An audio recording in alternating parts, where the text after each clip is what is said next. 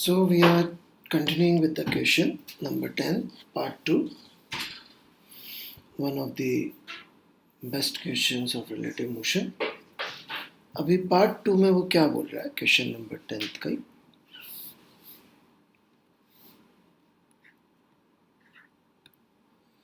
Part 2 में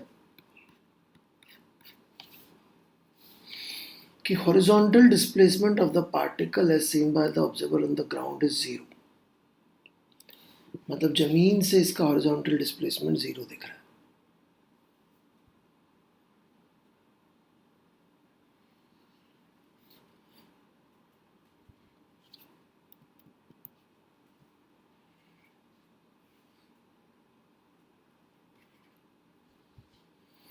इसका मतलब क्या है कि जमीन से इसका हॉरिजॉन्टल डिस्प्लेसमेंट 0 दिख रहा है.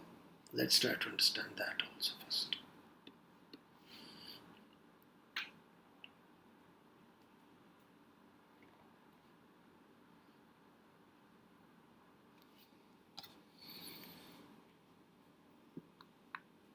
Find the speed of the box with respect to ground. Let's say v से जा रहा था जिस समय लॉन्च किया था अपन ने. अब जमीन पे खड़े हुए आदमी से जब हम पूछ रहे हैं कि उसको क्या दिखता है, तो वो तो क्या बोल रहा है कि जी उसको ये जो अपन ने लॉन्च किया था पार्टिकल, उसको ये पार्टिकल का हॉरिजॉन्टल डिस्प्लेसमेंट 0 दिख रहा है. तो इसके पॉइंट ऑफ व्यू से आप पूछेंगे पार्टिकल का मोशन, तो एसेंशियली इसके पॉइंट ऑफ व्यू से तो मोशन ये हुआ, ऊपर गया और नीचे आ गया. This is how this person standing on ground sees. Ground वाले को इसका वर्टिकल में मोशन ही नहीं दिखा, हॉरिजॉन्टल मोशन नहीं दिखा. मतलब सिर्फ हॉरिजॉन्टल में ही वेलोसिटी, मतलब हॉरिजॉन्टल में कोई वेलोसिटी नहीं है, सिर्फ वर्टिकल में ही कोई वेलोसिटी हो रही है, तभी ऐसा हो रहा होगा. ऐसा ग्राउंड वाले को दिख रहा है. तो आपके दिमाग में सवाल आ सकता है कि सर फिर ये बताओ कि यदि इसका मोशन ऐसा है तो फिर ये पी से क्यू पे कैसे पहुंच गया. भाई यदि ये क्यू पे लैंड किया है, जैसा अंदर बैठे हुए आदमी को दिखा है, अंदर बैठे हुए आदमी से आप पूछेंगे तो उसका डिस्क्रिप्शन तो बिल्कुल डिफरेंट है. वो तो बोल रहा है ऐसे गया और पी से क्यू पे लैंड किया, राइट. लेकिन यदि ये क्यू पे बोल रहा है अंदर वाला, तो क्या ग्राउंड वाले को भी बोलना चाहिए क्यू पे लैंड करा? आंसर इज यस, ग्राउंड वाले को भी बोलना चाहिए. उसका लॉजिक अलग होगा. उसका लॉजिक ये होगा कि जितनी देर में ये ऐसे ऊपर जाके नीचे आया, राइट, उतनी देर में, मैं इधर बना देता हूँ ये चित्र ग्राउंड वाले के हिसाब से, ग्राउंड वाले का डिस्क्रिप्शन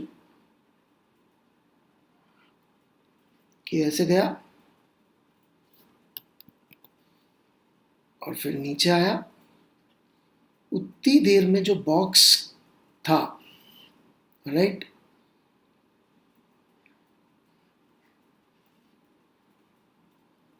वो फिसला होगा और फिसल के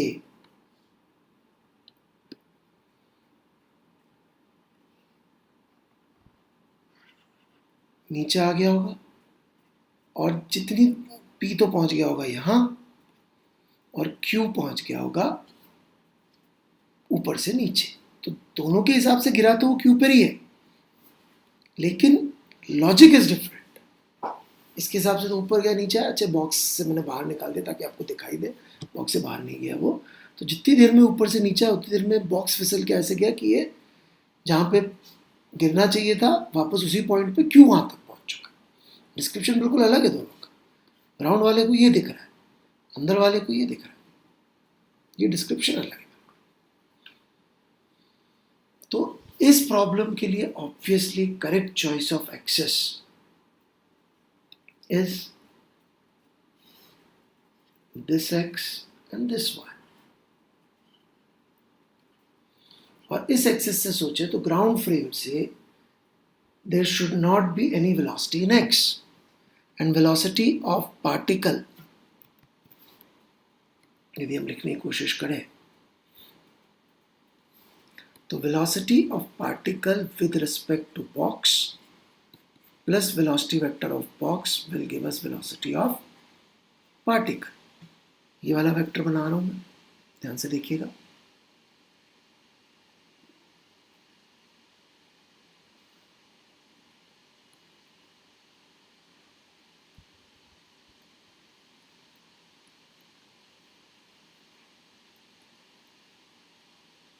सो ये जो u वेक्टर होगा ये आप देख सकते हैं हॉरिजॉन्टल से या हमारी x एक्सिस से,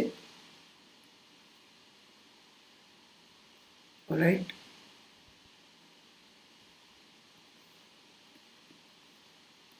थीटा प्लस अल्फा एंगल बना रहा होगा। This is velocity of particle with respect to box, और बॉक्स का वेलोसिटी वेक्टर ये रहा v।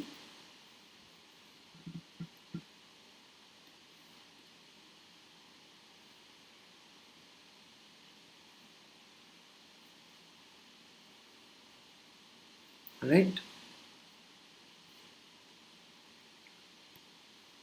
तो ये थीटा एंगल ये बना रहा है, और ये कितना बना रहा है total angle, alpha plus theta.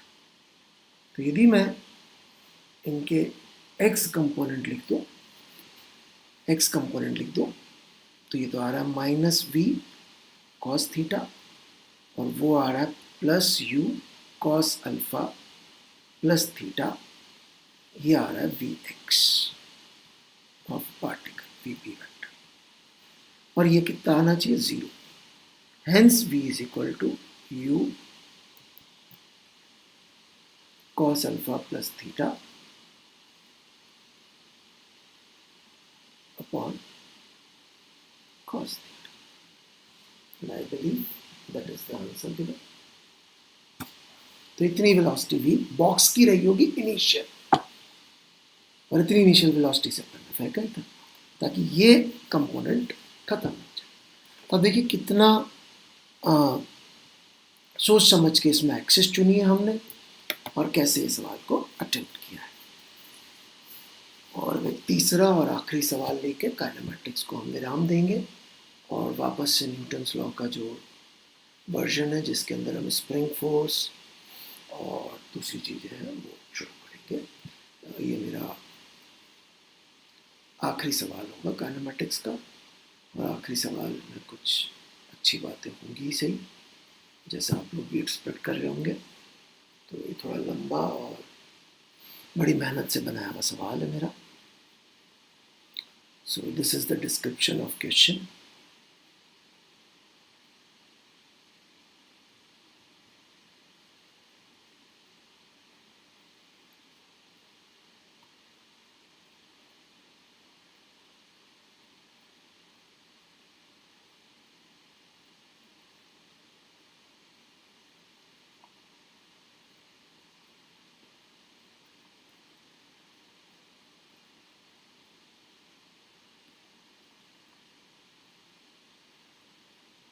ये एक जादू का कालीन है, जैसा अलादीन में आपने देखा होगा, राइट। इस जादू के कालीन के ऊपर इसकी इनिशियल वेलोसिटी 0 है, इसका एक्सेलरेशन 26 मीटर पर सेकंड स्क्वायर है। इसके ऊपर ये अलादीन खड़ा हुआ है और ये 23 डिग्री एंगल पर 13 मीटर पर सेकंड से एक स्टोन को लॉन्च करता है, ठीक है। कार्टून जरूर देखा होगा आपने। और उस मोमेंट पे कालीन की वेलोसिटी 0 थी। If you are wondering about sine 23 degree, you don't need to. Sine 23 degree को आपको ले लेना है 5/30, अप्रॉक्सीमेट वैल्यू यही होती है, ठीक है। और इस कहानी में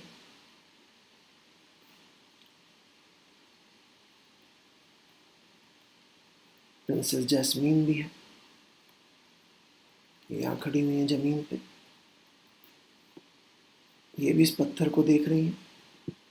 अलादीन ने पत्थर फेंका, ऑलराइट, और ये हमारी x और y एक्सिस है,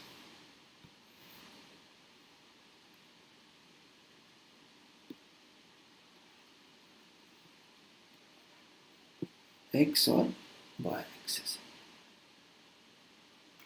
राइट। तो I want you to write first of all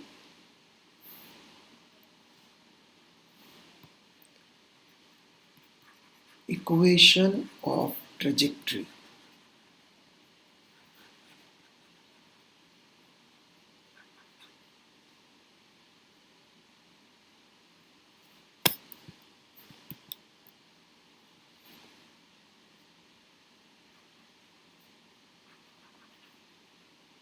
For stone, ठीक है, part A with respect to ground, that means Princess Jasmine, and also with respect to जादू का कालीन, that is with respect to Aladdin.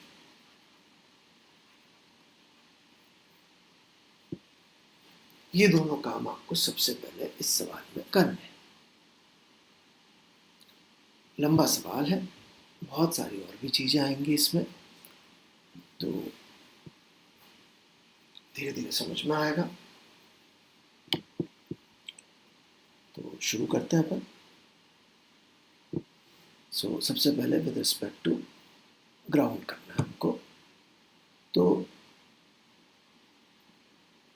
Velocities चाहिए होंगी, acceleration चाहिए होगा, सब चाहिए होगा, ऑलराइट। तो ए पार्ट का सॉल्यूशन शुरू करते हैं, पार्ट ए। तो विद रिस्पेक्ट टू ग्राउंड यदि हम बात कर रहे हैं, तो first understand as soon as this stone is in air, alright, only force acting on it is gravity, alright। x y हमें दे ही रखे, तो acceleration of a stone would be basically minus g j cap।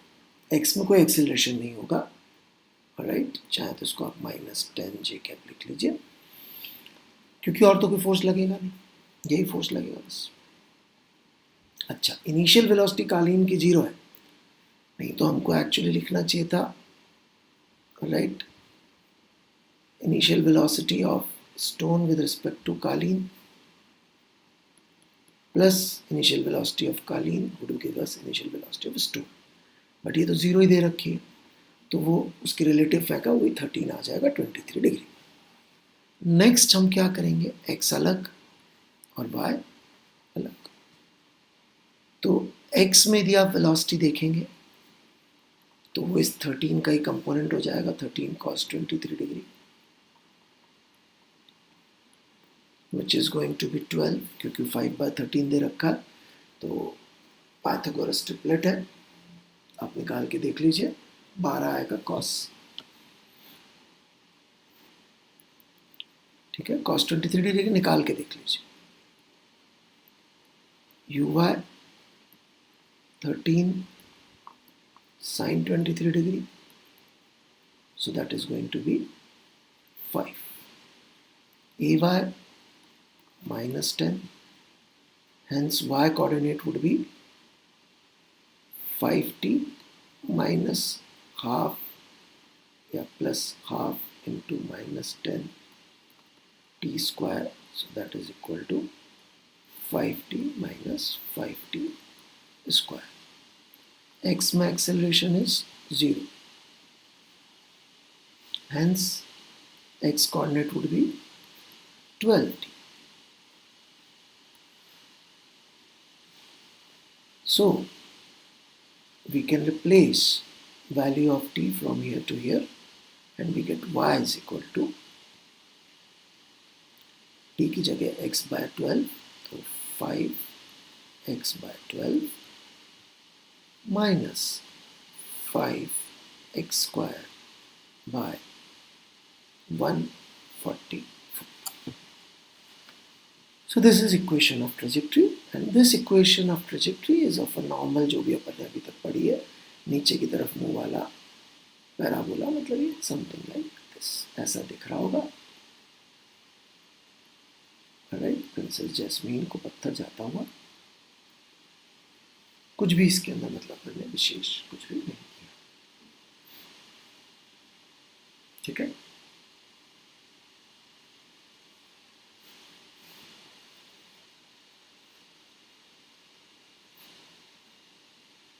now we go into the B part.